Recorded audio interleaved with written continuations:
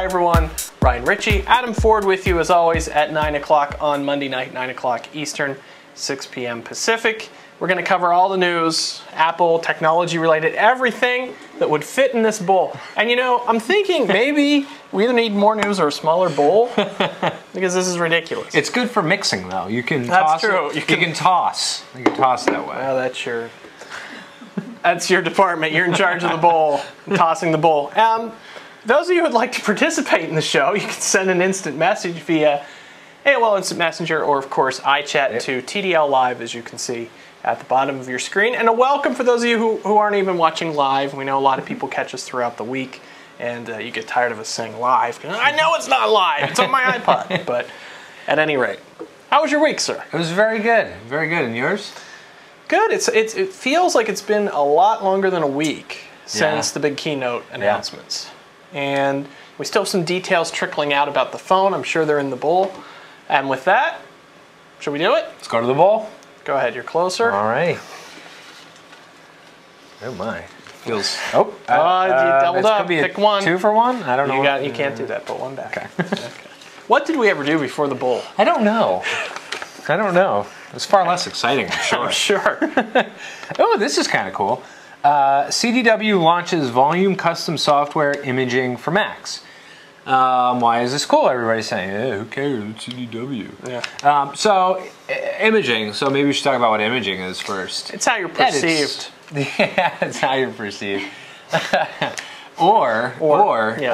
It's a way of portraying how you're perceived onto a machine. That is to say that if you had a particular suite of software, particular configuration, basically the way that you want your Mac to look, feel, and what you want on there, that's called an image. You can image a hard drive and then take that image and use it on any number of machines to have it look and feel the exact same way. Same application, same everything, the whole 9 yards. So, CDW helping take the work out of that now. Right. They do the imaging for you. Right. So why that's cool. So if you have a business or something else and you have a particular configuration, and you want everything as it comes out of the box already done for you, so all you got to do is put it on the desktop, fire it up, and you're done. CDW is now making that happen, which is pretty cool. I mean, that can be a huge time saver. Certainly that can be a huge time saver. Absolutely. So that's pretty cool. Very cool, and there'll be more about that in our forums. I want to remind everyone that the forums are newly opened. Yes. We just opened new forums with WWDC last week, so you can get in on the ground floor, get those post counts up, quality not quantity, of course. But we do have a new section on there, and we're hoping for your feedback regarding what you like and what you don't here on The Digital Lifestyle. So if you want more news, do you want more news? Do you want more interviews? Do you want more product reviews? What do you want to see? What do you want to watch? Or what do you want to make? If you want to make something for the show, for the network, let us know. Okay, I'm going in. Go in.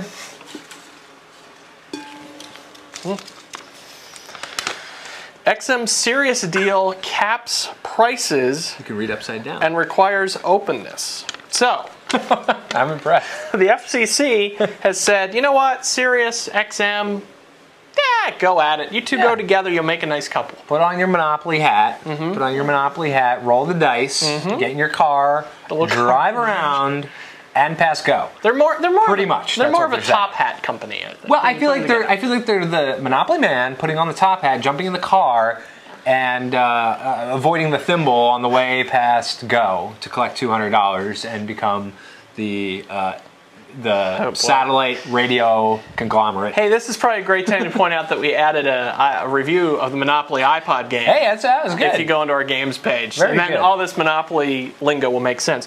Okay, well, so here's the thing. XM and Sirius have said, their argument, which apparently has been successful, they've said, this isn't a monopoly. Yes, we will be the only company doing satellite radio.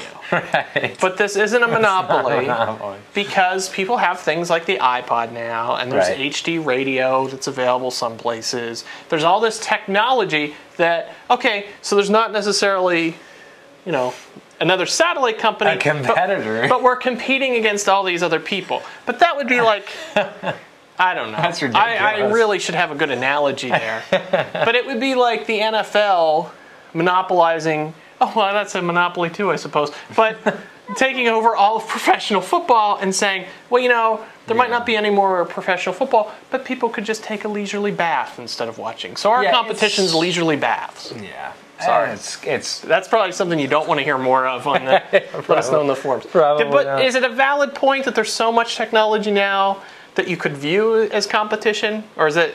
No, I don't really think so, because when you think of the largest application of this, which is automotive, I would assume it would be automotive. I don't know that there's a lot of people sitting at home with the XM in their kitchen. A majority is in the car. Majority is in the car. Sure. So now when I buy any car that is satellite radio equipped, I'm buying from the same company. I don't really have a choice. But the flip side of that is you didn't really have a choice before. You didn't, right? Because the makers were locked into one brand or the other. Manufacturer, you could go out and get another receiver if you really wanted to. Right, yeah, you could, but now you can go out and get another receiver, which is the same company. To get the same. I imagine that it will somehow be a combined, you get everything on one device sort of thing. I imagine that's how it will work. I think they should they should pair up the hosts. So you take one XM host, let's say Susie Orman of financial fame, she's on CNBC, don't know her, can I afford it? Very good. They know her. And you pair her with, say, Howard Stern. And so now that's the hour show. You take one host from each service, you put them together. Problem solved, except for the whole Monopoly part. Yeah, except for the whole Monopoly part. To the bowl. Did you just comment on the... you picked it. Third iPhone sensor is another proximity sensor. How many proximity sensors can we cram into this thing? I mean, come on. Give me a break, people. That's all I got. No.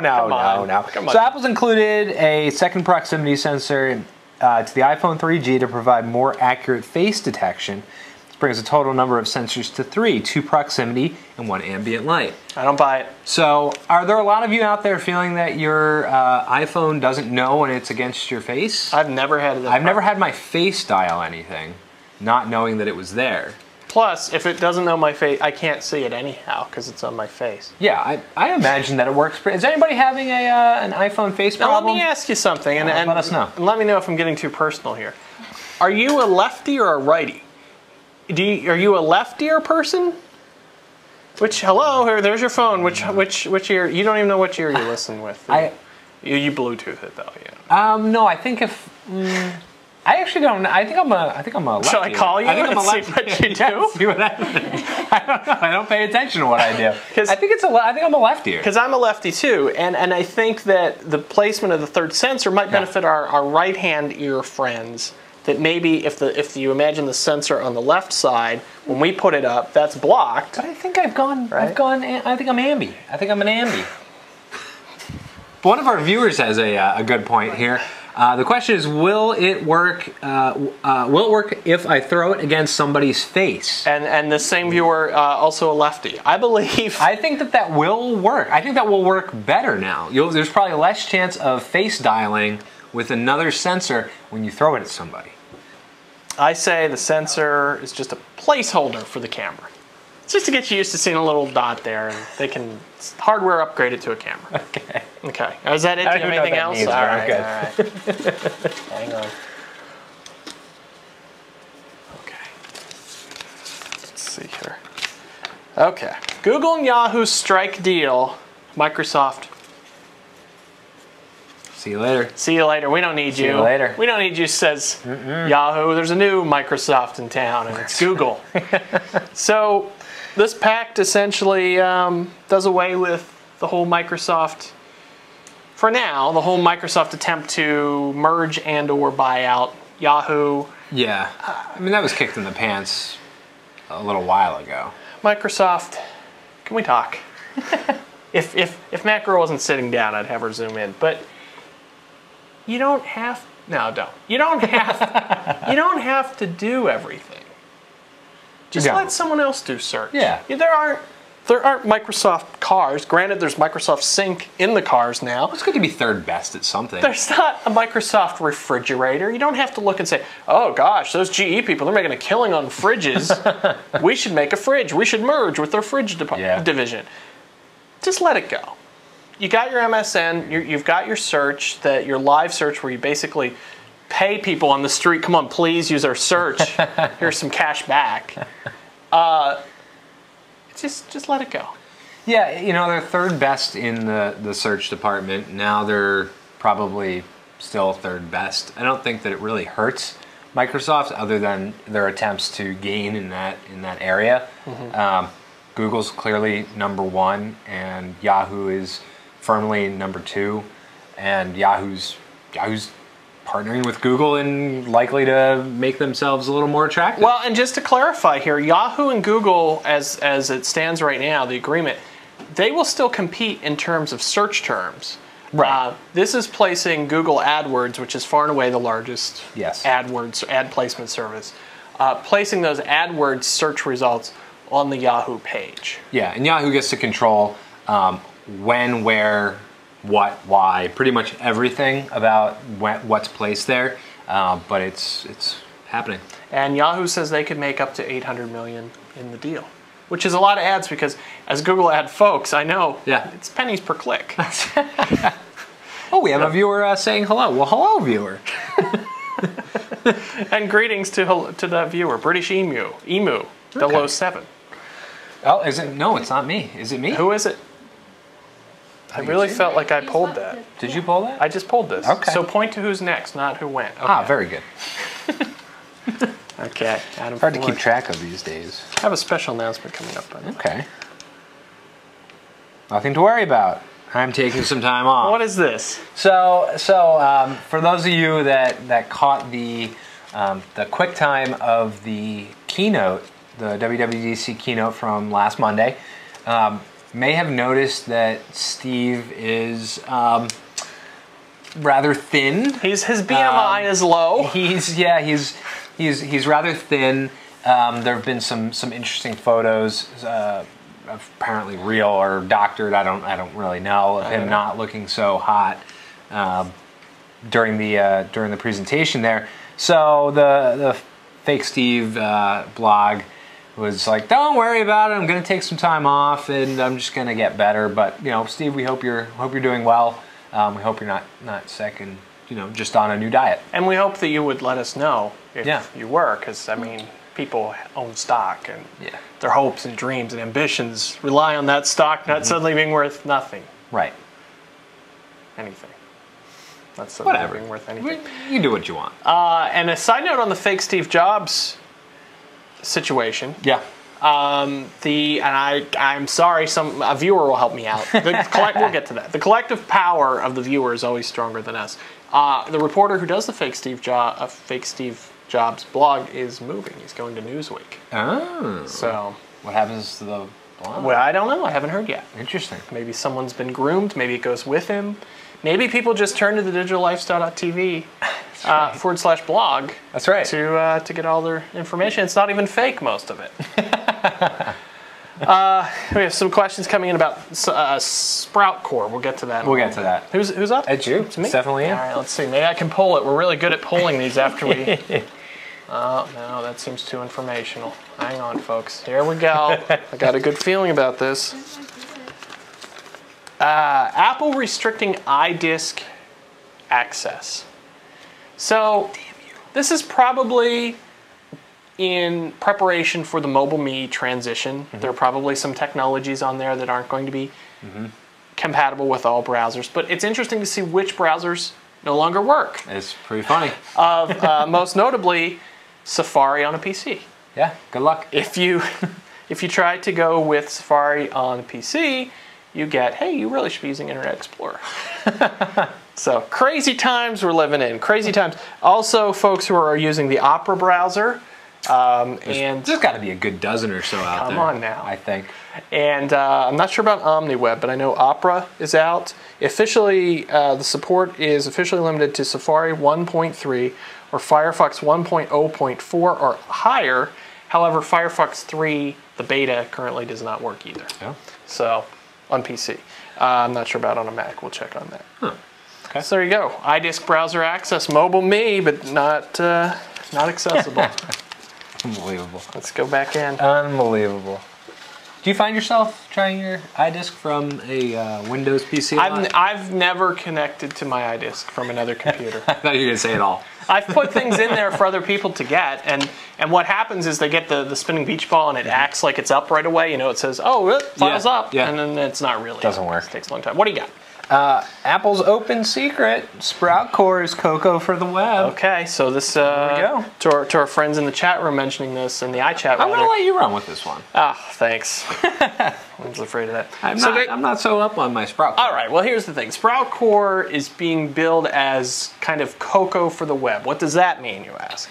Sounds tasty. Cocoa is one of the development layers within the Mac operating system. Yes. Okay, Sprout Core is like Cocoa for JavaScript.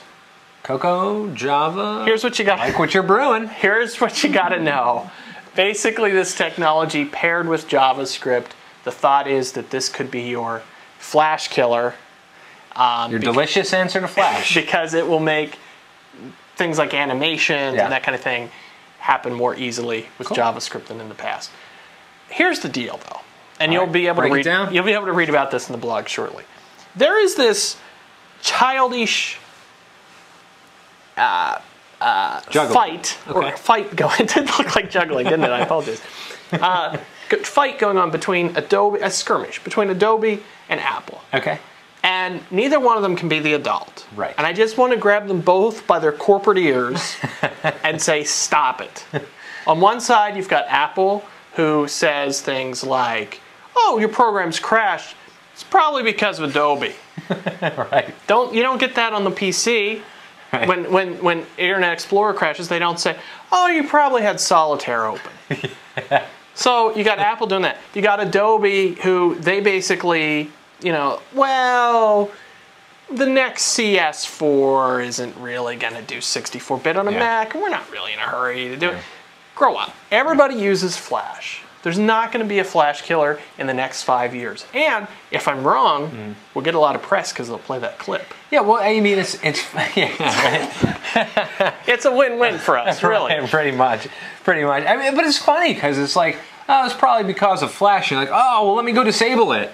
Oh, wait, Safari doesn't have any plugins. I can't go and do that. Right. It's not like I went and downloaded something which is now being problematic. Exactly. It's built in, and I can't do anything about it. And it's just... And of course, not having Flash on the iPhone has been a complaint all along, and they should be able to work that out. But, Apple just, ooh, Flash, it's too much of a competitor to QuickTime. Well, why don't you make QuickTime competitive? Or, here's an idea. Look at what they did with PDF.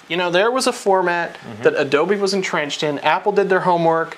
Apple saw, some of the open document standards that were in there, and now you can save as a PDF from anywhere within the operating system. Right. Why can't we find a way to make Flash more open source, especially given that Flash Video is going to H.264, which is an open platform to begin with? I agree. I just want to sit them down, put some cookies out, which we have cookies. We do. Let's put some cookies out and say, now you boys figure this out, and then you can have some cookies. It would be nice. That's all I'm saying. You're out, by the way. I am? But because I was covering this. Yeah. Okay, got it. By the way, don't forget, new forums, mentioned that. We want to know what you want to see on the network. Let your thoughts be known. Yeah, definitely. Okay, so I'm going to now let you handle this one. Okay, very good. iPhone 3G, do the math. $160 more expensive? What's this about? $160 more expensive. I wasn't born yesterday. You're thinking, wait a minute. It's only going to cost me $199 for this thing. How is it possibly more expensive? Well, I'll tell you how they're going to get you. Sit down, take out your visor, your slide rule, and your pencil, and let me break it down for you. So mainly so you don't sit on it. So you said to sit down. If you have a slide rule in your pocket, you'll hurt. No, that's why I said take out your slide rule. Right. Take it out. So before you sit down. Yeah, sorry, order of operations. All right. Math, whatever. So the minimum monthly cost now of iPhone 3G is up to $75. So raising the cost across 2 years to $120 for the phone. So 160s cost of ownership for original 8 gig iPhone after the first price cut, which totals $1,840 over the term of your 2-year contract. The way that this basically works, they're getting you an extra, and it's an extra $15 a month, basically. So you're gonna, this is the way it all sort of breaks out. So your unlimited data went from $20 to $30. And people have heard about that one, but there's another component here that hasn't been as reported. Yeah, so typically, so now in my $20, I'm getting 200 text messages, and I'm getting all I can eat data. Now for the data, I'm going to be getting charged for $30, which is an additional $10, which we know about. But that doesn't now come with automatically 200 text messages. Now I have to add that as well. So that's an additional $5, costing me an extra $15 a month. So it doesn't add up, folks, over the long haul. You know, if you're somebody that keeps something for that long, then you're going to end up paying more over the course of 2 years by $160. So while your upfront cost isn't as much, your per month cost is.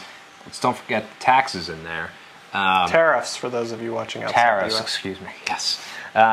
So going to cost you more in the long run, but if you're somebody who upgrades every time something is announced, we can't imagine that it's going to be another 2 years before another device is out. So and maybe it'll you get probably don't bumped care. again. Plus, the other thing is this is for unlimited data, but then there's also this enterprise plan that's another, I want to say $15. Wait, $20? A macro saying 20 minutes into the show, not $20. $15, basically, if you're going to use Exchange, is what it comes down to. Because that's where, it's called enterprise level. You can use Exchange without it, but what AT&T is saying is they're kind of pegging you as, oh, you're a customer who's going to use a lot of data. So is that for, I don't have Mobile Me, I don't have a .Mac or Mobile Me account and I want Exchange, so I'm going to pay if it's a corporate account. I don't know how they're going to judge that. I think you're going to be able to still use Exchange if you don't have that, so and we'll see. we should probably, this is a good blog post, we should probably blog about this. If you don't have Mobile Me or .Mac, is it really worth it if you want push? Because you're not going to get push on the phone without it, so... Except maybe Yahoo, which you can do now. Well, there's Exchange. It's a good thing to we'll look into that because there's also other exchange. You can go and host you can exchange hosting and plans and things like that for a monthly fee. But what adds up and what doesn't? It's a good idea. We'll do that. Thanks. And of course, the other big question mark, my gripe is if you could use the push email of Mobile Me for something other than a Me account. If you have a Gmail account, and maybe that magically allows it to be pushed if you give them your $99 for Mobile Me. But Gmail honestly could just do it on their own, from what we understand. So, all right, I believe you're up. Am I? Yes. You chat. I polled. You chatted. I polled. Oh, you chatted. Oh, good point. Good point. Good point. Oh, it's a big one. All right. Oh my. Oh boy. Double fold. Boy. Double fold. iPhone 3G pricing, US $199, which we just reviewed. And we said, hey, you know, it's actually not cheaper. Right. Germany, €1. €1. UK free? Everybody in the UK just fell over. We got to Everybody in the UK, we should probably do that. We should probably move. So you know that carriers are subsidizing the iPhone. So Apple, instead of getting a revenue share of across the 2 years, they're going to get just a lump sum of each handset. Here's your money, and then that's about it. Can I hit pause on your pad right now? Do it. What's that called? A B P B A. I've fallen. So when we're talking about the subsidies, yes. What do you think? Do you think long term, this deal? Do you think Apple's going to end up making more money? Yes. Because you do. Yes, because I think that people who have these cell phones, especially if it's going to be $199, and if they're going to continue to make it attractive, and that's a debate in and of itself whether or not this new offering's that attractive and compelling to upgrade to. But if they continue to do that, people aren't likely to hang on to their plans for 5, 6, 7, 8 years before upgrading their device. So Apple is not, with the change in plans, I think they stand to earn more money selling more handsets at a higher frequency of exchange and turnover than they do over the long term of one device. Okay. So I think that they stand to make more, assuming the hardware is attractive. And we don't really know how much is being subsidized. Yeah, it varies. I mean, they're not going to tell us. It could be a $600 phone, and AT&T's giving them $400 up front for each one. We don't know. And that's been postulated, so. Okay, so back to Europe and some cheaper upfront pricing for the iPhone. Yeah. So Germany, €1. In the UK, there's some deals where it's free. Is it really cheaper? Well, funny you should ask. Yes. Funny you should ask. So AT&T, basically your net cost over the 2-year contract, so you get the $199, 8 gig, this is based on the 8 gig iPhone 3G, monthly fees of $69.99, 2-year contract of $1,679.76, brings you to a grand total of $1,878.76. We can probably round up on these. We probably can, but for the sake of integrity, we're not going to. I mean, we're straight here with our viewers. So 1878. Right. 1879. 79 rounds up over 50. Yep. I missed 5th grade math one. T-Mobile Germany, $1.54 for the device. Up front, nice job. $1.54. Put it in the bank. Monthly fees $136. We're talking about minimum here. A month. Okay. A month. 2-year contract, $3,200. Ooh. I just rounded. I rounded for us. Net cost. About $3,300. You're like, wait, that doesn't add up because I rounded.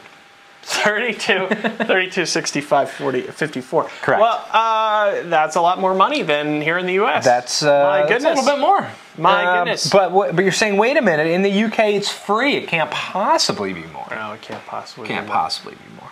Wrong. $0. Big goose egg for the 8 gig. Monthly fees of $88. 2-year contract of about $2,100. Brings you to about $2,108. Can they hunt me down? If I go to the UK, can I sign up if I have an accent? Hello, I'm here for a phone.